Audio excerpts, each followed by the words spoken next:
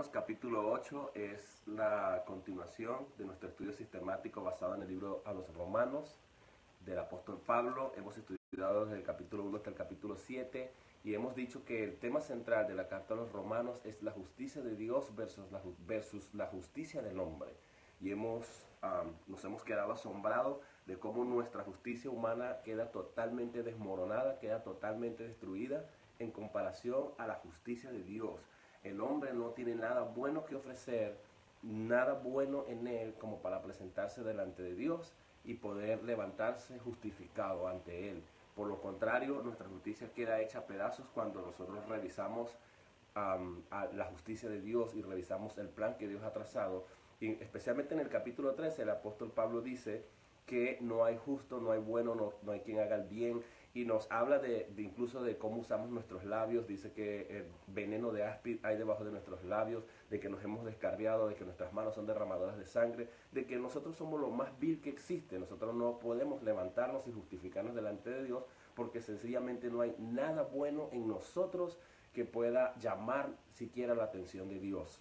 Sin embargo, nos damos cuenta que cuando nosotros reconocemos nuestra bajeza, nuestra vileza y nuestra injusticia, es cuando Dios opera y cuando Dios comienza a actuar a favor nuestro. En el capítulo 8, el apóstol Pablo nos comienza diciendo: ahora pues ninguna condenación hay para los que están en Cristo Jesús, los que no andan conforme a la carne, sino conforme al Espíritu. Voy a comenzar diciendo qué significa que ninguna condenación hay para los que están en Cristo Jesús.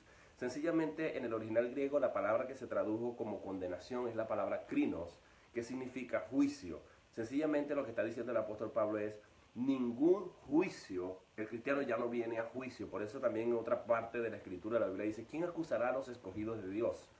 Si Dios es el que justifica. Dios nos ha justificado, Dios nos ha imputado o transferido su justicia, la justicia de Cristo a nosotros. Recuerden de la doble transferencia que le he hablado en todos estos estudios desde el capítulo 1 hasta el capítulo 7 del libro de la carta a los Romanos, y les he dicho que hay una doble transferencia. Nuestros pecados fueron transferidos al cuerpo de Cristo, al cuerpo perfecto de Cristo, y la justicia de Cristo y la perfección de Cristo fue transferida a nosotros como cristianos. Por eso nosotros no podemos ir a juicio, porque Cristo pagó con su propia muerte el juicio que merecíamos nosotros. De manera que dice el apóstol que ningún juicio, que es la traducción correcta, ningún juicio, el cristiano no viene a juicio para determinar si es pecador o no, porque Cristo murió por nuestros pecados pasados, eso es justificación; por nuestros pecados presentes, eso es santificación; y por nuestros pecados futuros, que esto es glorificación. Y el apóstol Pablo en este sentido dice: ninguna condenación hay para los que están en Cristo Jesús. Si estamos en Cristo Jesús, no podemos vivir en la zozobra de sentirnos condenados, de sentirnos perdidos, de sentirnos que podemos perder nuestra salvación, sino que tenemos la seguridad de que ya no vamos a venir a juicio, porque nuestros pecados fueron transferidos en el cuerpo de Cristo y nuestro juicio fue resuelto en la muerte de Jesús. Pero fíjense lo que dice también, dice: los que no andan conforme a la carne, sino conforme al Espíritu. Y cuando él habla de conforme a la carne, es muy importante entender qué es la carne dentro de este contexto y a la luz de los capítulos anteriores. Recuerden que les expliqué que no podemos cortar la Biblia ni estudiar solamente un capítulo, sino que tenemos que leer, porque esta es una carta, es una epístola. Debemos leer desde el capítulo 1 hasta el capítulo 16 de Romanos, por ejemplo, para poder entender qué es lo que Pablo quiere decir. Y lo que él viene diciendo respecto a lo que es la carne, se refiere a la carne como a la ley. En primer lugar, la carne se refiere a la ley judía. En el contexto en el que aparece este pasaje, a la luz de los capítulos anteriores y de lo que Pablo viene diciendo, y a la luz de lo que sigue también. Por un lado, este tiene dos connotaciones. La primera connotación es que los cristianos verdaderos no pueden justificarse por la ley judía. Recuerden que la audiencia del apóstol Pablo, a quien él le dirigió esta carta, eran judíos que vivían en Roma. Pablo no los conocía, pero Pablo les está escribiendo y les está diciendo: no se equivoquen, los que estamos en Cristo no necesitamos la ley judía. Es decir, no podemos andar conforme a la carne, no podemos seguir en los rudimentos de la ley, no podemos vivir según las ceremonias y las leyes que han existido siempre dentro del pueblo judío los 613 mandamientos no nos pueden justificar. Eso es lo que él está diciendo. Si la ley me pudiera justificar, en pocas palabras, si la ley judía me pudiera justificar, si los mandamientos que yo trate de cumplir me pudieran justificar, ¿qué sentido tiene que Cristo haya venido? No tiene ningún sentido. No tiene ningún sentido que Cristo haya venido. Entonces, lo que está diciendo Pablo, los que estamos en Cristo Jesús no necesitamos la ley, no andamos conforme a la carne, no podemos seguir viviendo según la ley judía, sino que debemos vivir conforme al Espíritu. Dice, sino conforme al Espíritu, es decir, el Espíritu de gracia, el Espíritu Santo que comenzó sobre nosotros, convenciéndonos de pecado, de justicia y de juicio. Él ha iniciado su obra redentora en nosotros y debemos caminar y vivir conforme a la libertad que nos ha dado el Señor, nos ha dado el Señor por medio del Espíritu Santo que está dentro de nosotros. Entonces, y explica las razones por las que no debemos vivir conforme a la ley. Ya lo viene diciendo anteriormente, la ley me mata, la ley me hace ver mi condición miserable, hace ver cuán pecador yo soy, hace ver que yo estoy muerto al pecado, hace ver que sencillamente quedo desarmado cuando trato de vivir conforme a la ley. Pero mira lo que dice, las razones que él presenta. Dice, porque la ley del Espíritu da vida en Cristo Jesús, que da vida, perdón, de vida, la ley del Espíritu de vida en Cristo Jesús, enfatiza, del Espíritu de vida en Cristo Jesús me ha librado de la ley del pecado y de la muerte. Lean los versículos, los capítulos anteriores para que ustedes se den cuenta qué es la ley del pecado. La ley, no es que la ley sea mala, y él explica y hace una buena apología respecto a la ley. Está diciendo, la ley no es mala, la ley es buena, pero el malo soy yo, el malo es mi miserable cuerpo, lo malo es mi carne. Por lo tanto, no puedo yo llegarle a los estándares de la ley de Dios, que es perfecta, que es buena, que es justa. Y entonces, ¿qué propósito tiene la ley? La ley tiene el propósito de hacer ver mi condición miserable y de hacerme reconocer que necesito a un Salvador. Y es entonces cuando él está diciendo, la ley del Espíritu de vida en Cristo Jesús, la ley del pecado, es decir, me ha dado una conciencia libre, me ha hecho sentir que estoy perdonado, que estoy justificado, que no hay condenación. En el contexto lo que está diciendo, me ha librado de la ley del pecado, me ha librado de las acusaciones que hace el pecado al decir, tú no puedes salvarte. Salmo 3, él dice, muchos son los que se levantan contra mí, muchos son los que dicen de mí, no hay para él salvación en Dios. Pero dice, mas tú, Jehová, eres mi escudo. ¿Cómo es que dice? Eres mi escudo y el que levantas mi cabeza, mi gloria y el que levantas mi cabeza. Eso es exactamente lo que hace Dios. Ya no puedo permitir que las voces del pecado me acusen, porque aunque yo pueda fallar y pueda seguir fallando, no lo hago intencionalmente. Y la ley del Espíritu de vida en Cristo me ha librado de esa conciencia de pecado, del sentirme condenado, del sentir que voy a ser juzgado por mis acciones pecaminosas que eventualmente pueda llegar a cometer. No significa que yo tengo licencia para pecar de ninguna manera, pero sí he sido librado de la ley del pecado, del poder que tiene la ley para acusarme como pecador. Y dice también, y de la muerte. Dice, porque lo que era imposible para la ley, vean, la carne no puede referirse en este contexto a nuestras naturalezas pecaminosas en la carne, ¿no? Sino que se refiere a la ley judía. Dice, porque lo que era imposible para la ley, por cuanto era débil por la carne, la circuncisión, hace referencia a la circuncisión por medio del cual el pueblo de Israel se convertía en judío. Dice, la carne era débil, Dios enviando a su Hijo en semejanza de carne de pecado, y a causa del pecado condenó al pecado en la carne. Eso es lo que se llama la imputación. Nuestros pecados fueron cargados en la carne de Cristo, en el sacrificio de Cristo. Dice, para que la justicia de la ley se cumpliese en nosotros. Ahí viene la justificación que estaba en Cristo. Al cumplir la ley cabalmente, entonces esa justicia de la ley en Cristo nos fue transferida a nosotros. Por eso se cumpliese en nosotros, versículo 4, que no andamos conforme a la carne, conforme a la ley judía, conforme a la ley, que es lo que viene diciendo, sino conforme al Espíritu. ¿Por qué conforme al Espíritu? Porque el Espíritu fue el que comenzó la obra en nosotros. El Espíritu fue el que nos llamó. El Espíritu fue el que nos redimió. El Espíritu Santo fue el que nos convenció de pecado, justicia y juicio. Y ahora andamos conforme a lo que Él ha hecho, a esa obra que Él ha hecho en nosotros, la obra de redención, la obra de justificación, la obra de salvación. Dice versículo 5, porque los que son de la carne de la carne piensan en las cosas de la carne, pero los que son del Espíritu en las cosas del Espíritu. Es decir, aquí ya está hablando nuevamente de que los judíos, la audiencia de Pablo, pensaban en las cosas de la carne, porque eran de la carne. Cuando dice de la carne, eran de la circuncisión, eran judíos de pura cepa, eran judíos que se gloriaban de haber sido circuncidados y de pertenecer a la religión judía. Sin embargo, él está diciendo, ellos piensan en esas cosas, piensan en cómo cumplir los 613 mandamientos. Nosotros pensamos en la obra redentora que ha sido iniciada en nosotros por medio del Espíritu de Dios, y nosotros andamos conforme a esa novedad de vida que se ha iniciado con el nuevo nacimiento, porque el Espíritu Santo nos ha regenerado, ha cambiado nuestra naturaleza, ahora somos hijos de Dios, y eso es lo que viene diciendo el apóstol Pablo, y es lo que nos va a decir más adelante. Es decir, andamos conforme al Espíritu porque el Espíritu está en nosotros, y si el Espíritu está en nosotros, esa es la única garantía de que realmente nosotros somos hijos de Dios, y de que ya no hay ningún juicio, ninguna condenación en mi vida. Versículo 6, porque el ocuparse de la carne es muerte, pero el ocuparse del Espíritu es vida y paz, por cuanto los designios de la carne es... Ok, fíjate, porque el ocuparse de la carne es muerte. Entonces, si yo trato de vivir los 613 mandamientos de la ley judía, sus 365 prohibiciones, sus 248 afirmaciones, mi hermano y mi amigo, no nos engañemos, no podemos cumplirlo. Esos 613 mandamientos fueron sintetizados en 10 mandamientos. Y cuando nos juzgamos a la luz solamente de los 10 mandamientos, y no de los 613 mandamientos, sino de los 10 mandamientos nada más, quedamos descalificados.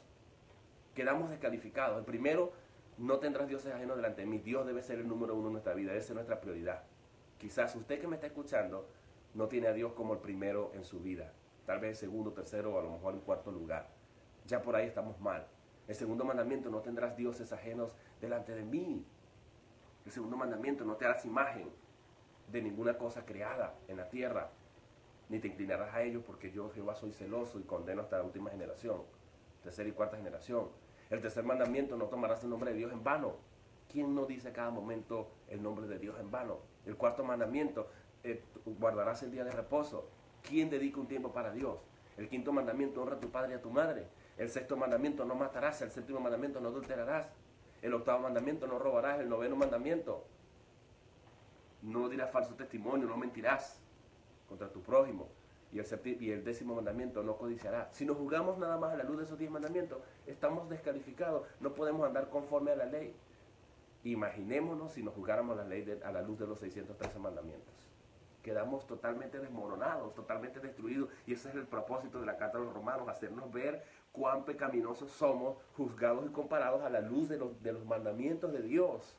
Quedamos totalmente descalificados y miserables. No podemos levantarnos delante de Dios y decir, Señor, mira, tengo esto bueno, porque realmente no hay nada bueno en nosotros. La ley es el estándar de Dios, por eso los que se examinaron a la luz de la ley dijeron, oye, mira, Señor, tus mandamientos, Jeremías o Isaías dijo, tus mandamientos, tus estándares son muy altos, tus caminos son mucho más elevados que nuestros caminos.